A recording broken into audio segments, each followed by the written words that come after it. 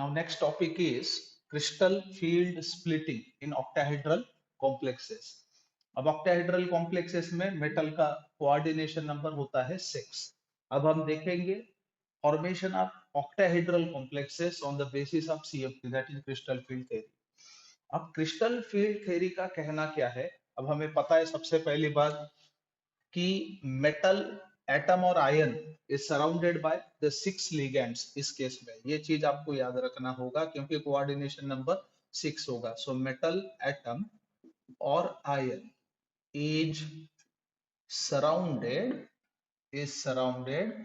Bye 6 ligands. यहाँ पे 6 ligands surround करेंगे.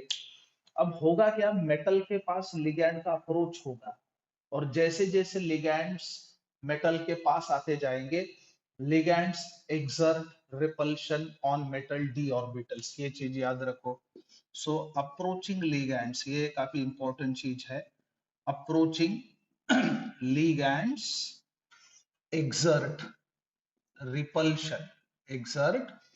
Repulsion on metal D orbitals.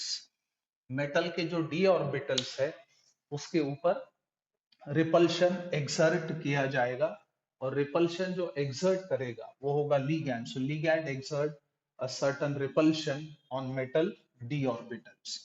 अब जिस वजह से क्या होगी, डेफिनेटली डिजेनरेसी ब्रेक होगी. सो दिस ब्रेक्स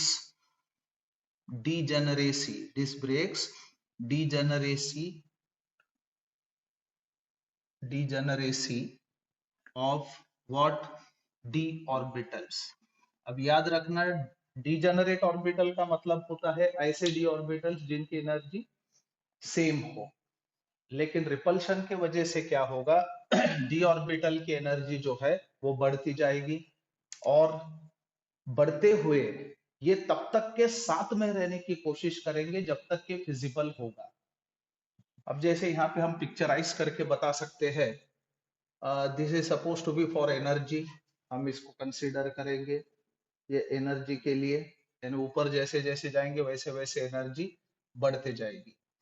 अब जो डी ऑर्बिटल्स है वो कितने, 5 तरीके के डी ऑर्बिटल्स होते हैं. अब ये डीजेनरेट डी ऑर्बिटल्स है, याद रखना. These are the degenerate D orbitals. यानी इन सब की एनर्जी फिलहाल सेम है. लेकिन जैसे लिगैंड्स अप्रोच करेंगे तो लिगैंड क्या करेगा, इसके ऊपर रिपल्शन एक्सर्ट करेगा और रिपल्शन जैसे जैसे एक्सर्ट होते जाएगा वैसे वैसे इनकी एनर्जी बढ़ते जाएगी. भले ही एनर्जी बढ़ गई हो लेकिन फिर भी इनकी कोशिश जारी रहेगी कि ये एक साथ रहे. तो जब तक के पॉसिबल है तब तक के तो वो डीजेनरेट ऑर्बिटल का ही किरदार अदा करने की कोशिश करेंगे. लेकिन एक स्टेज ऐसी आएगी जब रिपल्शन काफी बढ़ जाएगा जिस वजह से इन डी ऑर्बिटल की स्प्लिटिंग होगी. और जैसे ही डी ऑर्बिटल की स्प्लिटिंग होती है तो इसके 2 ग्रुप्स में डिवीजन हम देख सकेंगे. अब आपको समझना होगा ये एनर्जी डी ऑर्बिटल की एनर्जी है, याद रखना. अब जो 2 सेट्स प्रोड्यूस होंगे उसमें से एक सेट डी ऑर्बिटल का होगा 2 ऑर्बिटल का और एक 3 ऑर्बिटल का सेट होगा. अब हमें देखना यह है कि किस सेट की एनर्जी ज्यादा होगी और किस सेट की एनर्जी कम होगी. We are dealing with octahedral complexes. So ligands जो है एक्सिस के ऊपर से आएंगे, यानी अप्रोच उनका उस किस्म का होगा. सो ऐसे डी ऑर्बिटल्स जो एक्सिस के ऊपर लाई करेंगे डेफिनेटली वो रास्ते में आएंगे लिगैंड के, इसलिए उनके ऊपर ज्यादा रिपल्शन एक्सर्ट होगा. जैसे कि D X square minus Y square and D Z square. So these are the 2 d orbitals, यानी d x square minus y square, d z square. ये x और y एक्सिस के ऊपर होगा d ऑर्बिटल और ये z एक्सिस के ऊपर होगा और x y z को लेके लिगैंड्स का अप्रोच है. सो डेफिनेटली लिगैंड के पाथ में ये 2 d ऑर्बिटल्स आएंगे. इसको इजी सेट कहना चाहिए. दिस सेट ऑफ ऑर्बिटल्स यानी 2 ऑर्बिटल का सेट, इसको इजी सेट कहना चाहिए जिसकी एनर्जी ज्यादा होगी. अब 3 ऑर्बिटल का जो सेट है जिसमें इन्वॉल्व है D X Y, D Y Z, D Z X. ये ऑर्बिटल्स एक्सिस के बीच में लाई करते हैं, इसलिए इनके ऊपर कंपैरेटिवली कम रिपल्शन एक्सपीरियंस होगा। इसे T2G सेट कहना चाहिए। अब याद रखना, ये जो दो सेट्स ऑर्बिटल के प्रोड्यूस हुए, इनके बीच का जो एनर्जी डिफरेंस है उसे क्रिस्टल फील्ड स्टेबलाइजेशन एनर्जी कहना चाहिए, CFSE।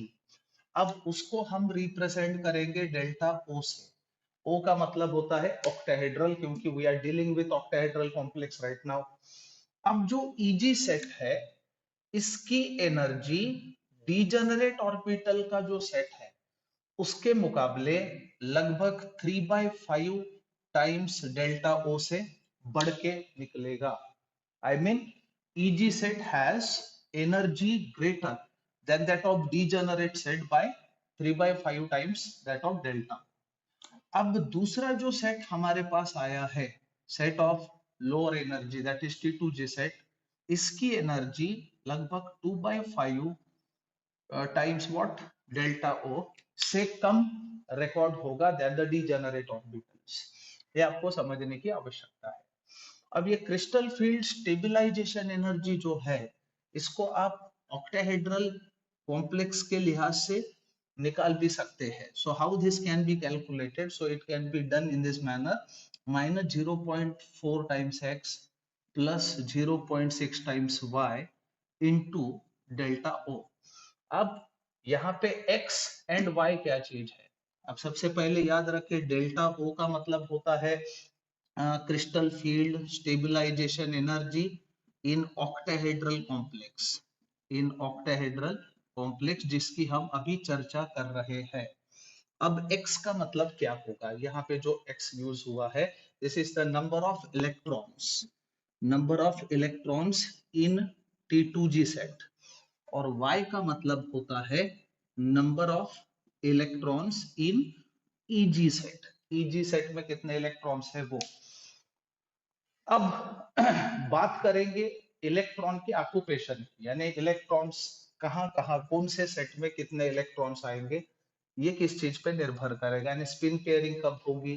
अकॉर्डिंग टू CFT क्या बोलते हैं उसको, स्ट्रॉन्ग फील्ड और वीक फील्ड लिगैंड किस अंदाज से एक्सप्लेन किया गया है। तो सबसे पहली बात ये याद रखो, D1 D2 D3 अगर कॉन्फ़िगरेशन है मेटल के d ऑर्बिटल का, तो कोई टेंशन नहीं, क्योंकि हमें पता है कि सबसे पहला क्लेम तो लोअर एनर्जी सेट का होगा। सो D1 होगा तो यहाँ आएगा, D2 होगा तो यहाँ आएगा, D3 होगा तो 1 2 3 यहाँ आएगा, यानी ये तीन ऑर्बिटल में इलेक्ट्रॉन का ऑक्यूपेशन हम देख सकते हैं। लेकिन D4 D5 D6 इस प्रकार के अगर कॉन्फ़िगरेशन हो, तो वहां पे हमें सोचने की आवश्यकता पड़ेगी। देखो, अगर मान के चलो D4 कॉन्फ़िगरेशन है, तो वहां पे दो अपॉर्चुनिटीज आएंगे, पहला 1 2 3, और चौथा जो इलेक्ट्रॉन है यहां जाएगा या यहाँ पे ही पेयरिंग होगी।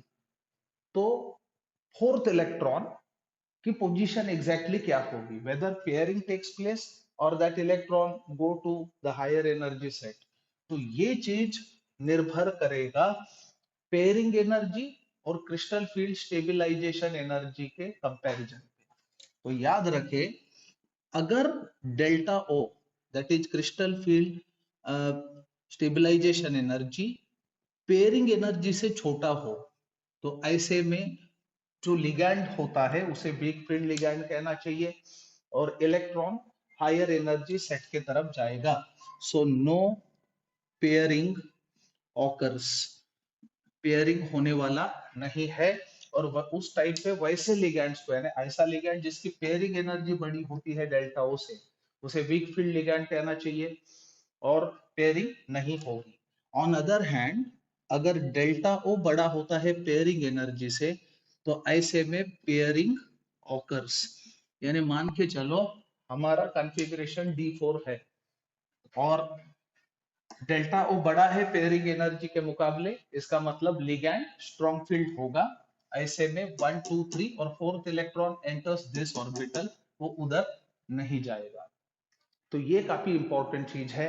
सो इस इथिक्स के माध्यम से हम लोग मैग्नेटिक प्रॉपर्टीज वगैरह काफी आसानी से एक्सप्लेन कर सकते हैं। So it was all about the octahedral complexes according to crystal field theory.